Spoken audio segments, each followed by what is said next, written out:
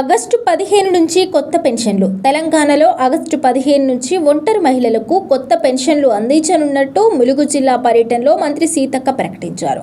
అర్హుల వివరాలను క్షేత్రస్థాయిలో పరిశీలించి ఎలాంటి పొరపాట్లు లేకుండా చూడాలని అధికారులను ఆదేశించారు. పెన్షన్లు పొందుతున్న లబ్ధిదారులు మరణిస్తే వారి పేర్లను జాబితా నుంచి తొలగించాలన్నారు. ప్రభుత్వ పథకాలపై ప్రజాప్రతినిధులు ప్రజలకు అవగాహన కల్పించాలని ఆమె సూచించారు. కాబట్టి అందరికి ఎవరికి ఏ అర్హత అంటే ఎలిజిబిలిటీ ఉందో వాళ్ళకు సంబంధించిన స్కీమ్స్ కూడా అందరికి అందజేయాలనే ఉద్దేశంతో పనిచేస్తా ఉన్నాం.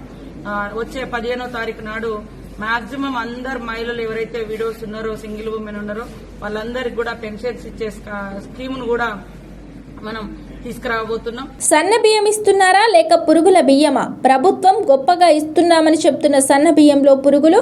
ప్రతిసారి ఇలాగే పురుగుల బియ్యం వస్తున్నాయని లబ్ధిదారులు ఆవేదన వ్యక్తం చేశారు. ఇవే బియ్యం ముఖ్యమంత్రి, మంత్రులు తింటారా అంటూ నిలదీస్తున్నారు ప్రజలు. పురుగుల బియ్యం ఇచ్చి మరీ కాంగ్రెస్ ప్రభుత్వం గొప్పలు చెప్పుకుంటుందని మండిపడుతున్నారు. పలమనేరు అటవీ శాఖ చేపట్టిన ఆపరేషన్ టస్కర్ విజయవంతంగా జరిగింది. కుంకి ఏనుగుల సహాయంతో ఒంటరి ఏనుగును సురక్షితంగా బంధించారు అటవీ శాఖ అధికారులు. వారం రోజులుగా పక్కా ప్రణాళికతో సాగిన ఆపరేషన్ విజయవంతమైంది. గత 2 రోజులుగా కుంకి ఏనుగులతో ప్రత్యేక ఆపరేషన్ నిర్వహించిన అధికారులు కుంకి ఏనుగుల సహాయంతో ఒంటరి ఏనుగును భద్రంగా బంధించారు అధికారులు.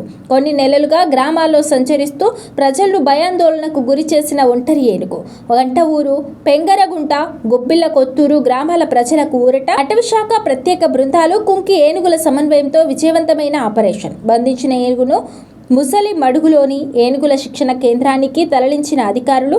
ప్రజల ప్రాణాలు, ఆస్తుల రక్షణ కోసం ఆపరేషన్ చేపట్టిన అటవీశాఖ. కొండపోచమ్మ సాగర్ వద్ద బీఆర్ఎస్ నాయకుల నిరసన. వెంటనే కన్నేపల్లి పంప్ హౌస్ నుండి గోదావరి నీళ్లు విడుదల చేయాలని డిమాండ్. వాయువ్య బంగాళాఖాతంలో ఒడిశా సమీపంలో అల్పపీడనం ఏర్పడింది. అలాగే ద్రోణి కూడా ఏర్పడింది. ఈ ప్రభావంతో తెలంగాణలోని పలు ప్రాంతాల్లో తేలికపాటి వర్షాలు పడే అవకాశం ఉందని వాతావరణ శాఖ అంచనా వేస్తోంది. గురువారం నుంచి వానలు మొదలయ్యాయి. హైదరాబాద్ లో కూడా వాన పడింది. శుక్రవారం కూడా తెలంగాణలో వర్షాలు పడతాయని వాతావరణ శాఖ తెలిపింది. ఈ వానలతో ప్రజలకు కాస్త ఉపశమనం దక్కింది. ఆషాఢ బోనాల మహోత్సవాలు గోల్కొండ జగదాంబిక అమ్మవారికి తొలి బోనం సమర్పణతో ఘనంగా ప్రారంభమయ్యాయి. భాగ్యనగరం అంతా పోతరాజుల విన్యాసాలు, శివసత్తుల పూనకాలు, భక్తుల సందడితో ఆధ్యాత్మిక వాతావరణంలో మునిగిపోయింది. బోనాల కోసం రాష్ట్ర ప్రభుత్వం 20 కోట్ల ప్రత్యేక ఏర్పాట్లు చేసింది. జీహెచ్ఎంసీ, పోలీసులు, ఇతర శాఖలు భక్తులకు అన్ని సౌకర్యాలు కల్పిస్తున్నారు. వరుణుడి కరుణతో తొలి రోజు వేడుకలు మరింత ఉత్సాహంగా సాగాయి. తెలంగాణలోని గ్రామ పంచాయతీలకు ఆర్థిక స్వయం ప్రతిపత్తిని కల్పిస్తూ రాష్ట్ర ప్రభుత్వం ఒక చారిత్రాత్మక నిర్ణయానికి శ్రీకారం చుట్టబోతోంది.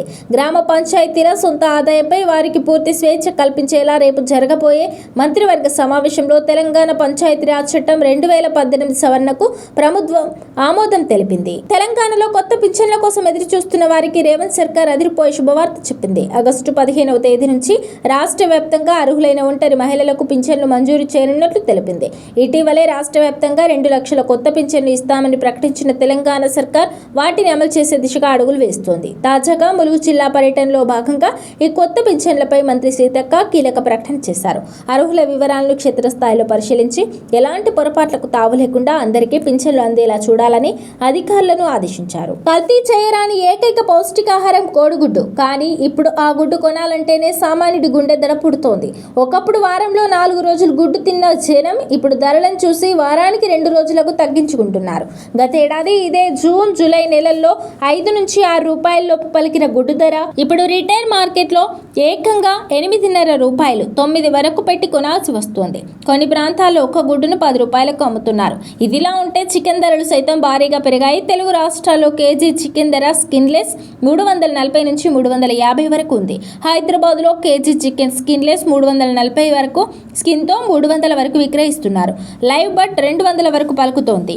వేసవి ఎండలతో భారీగా కోళ్లు చనిపోవడంతో చికెన్ ధరలు కూడా పెరిగాయని మార్కెట్ వర్గాలు తెలిపాయి. వర్షాల కోసం ఎదురు చూస్తున్న రాష్ట్ర ప్రజలకు ఏపీ విపత్తు నిర్వహణ సంస్థ ఎగిరి గంతేసే వార్త చెప్పింది. వాయువ్య బంగాళాఖాతంలో ఉత్తర ఒడిశా, పశ్చిమ బెంగాల్ తీరాల్లో ఏర్పడిన అల్పపీడనం కోస్తాంధ్ర, తెలంగాణ, మహారాష్ట్ర వరకు విస్తరించి ఉన్న ద్రోణి ప్రభావంతో రాష్ట్రంలోని పలు జిల్లాల్లో మోస్తరు నుంచి భారీ వర్షాలు కురిసే అవకాశం ఉందని తెలిపింది. అక్కడక్కడ పిడుగులతో కూడిన వర్షాలు కూడా పడే ఛాన్స్ ఉందని స్పష్టం చేసింది. ఈసారి ఎల్ నినో ప్రభావం దేశ దేశవ్యాప్తంగా రాజస్థాన్, గుజరాత్ రాష్ట్రాలతో పాటు తెలుగు రాష్ట్రాలైన తెలంగాణ, ఆంధ్రప్రదేశ్లో తీవ్ర ప్రభావం చూపుతోంది. ఈ సీజన్లో కురవాల్సిన వర్షపాతం కంటే తక్కువే నమోదైంది.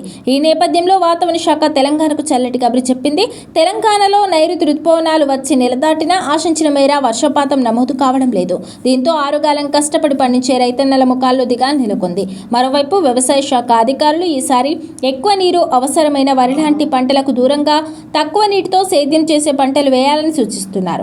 ఇప్పటికే గ్రామాన దీనిపై అవగాహన కల్పిస్తున్నారు. తెలంగాణ ప్రభుత్వం ప్రవేశపెట్టిన గృహజ్యోతి పథకం కింద అర్హులైన ప్రతి కుటుంబానికి నెలకు 200 యూనిట్ల వరకు ఉచిత విద్యుత్ను అందిస్తున్న సంగతి తెలిసిందే. అయితే NPDCL పరిధిలోని 18 జిల్లాల్లో గత జూన్ నెలలో ఎండల తీవ్రత లేదా ఇతర కారణాల వల్ల విద్యుత్ వినియోగం పెరిగినట్టు తెలుస్తోంది. 200 యూనిట్ల పరిమితి కంటే ఎక్కువ విద్యుత్ను వాడిన కారణంగా దాదాపు 4 లక్షల మంది వినియోగదారులు ఈసారి గృహజ్యోతి పథకం లబ్ధిని కోల్పోయారు. వీరందరికీ జూన్ నెలలో సాధారణ బిల్లులు వచ్చాయని తెలుస్తోంది.